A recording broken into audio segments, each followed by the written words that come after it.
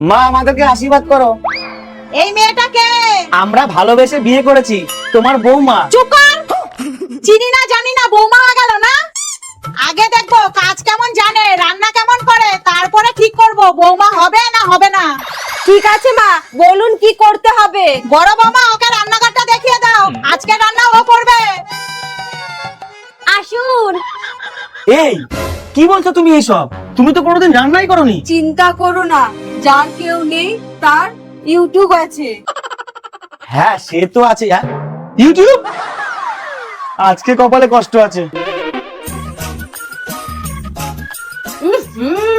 এত নুনে পুরা হয়ে গেছে, এখন কি করি এখন কি করি। রান্নাটা তো দারুণ হয়েছে, শাশুড়ি খেলে আমার উপরে একদম ফিদা হয়ে যাবে। যাই একটু জল নিয়ে আসি।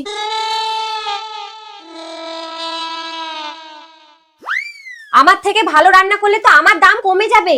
না, এই বাড়ির বউ হোক বা না হোক, আমার থেকে ভালো রান্না করতে দেয়া যাবে না।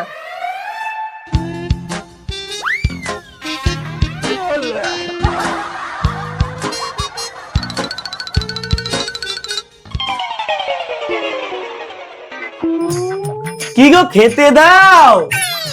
এই তো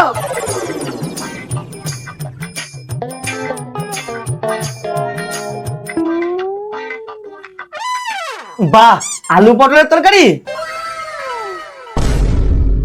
এ কি মা, খাবার মুখে নিয়ে চুপ হয়ে গেল যে? রান্নাটা মনে হয় খুব ভালো হয়েছে। এখন তুই চুপ হয়ে গেলি কেন? আর একটু লবণ দেবো? বেশি দাম না, যত খুশি নিতে পারিস।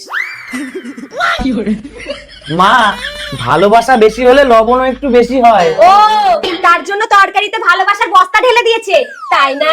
বস্তা তো তুমি ঢেলেছো দিদি, আমাকে ভালো রান্না করতে দেবে না বলে। মানে? এই যে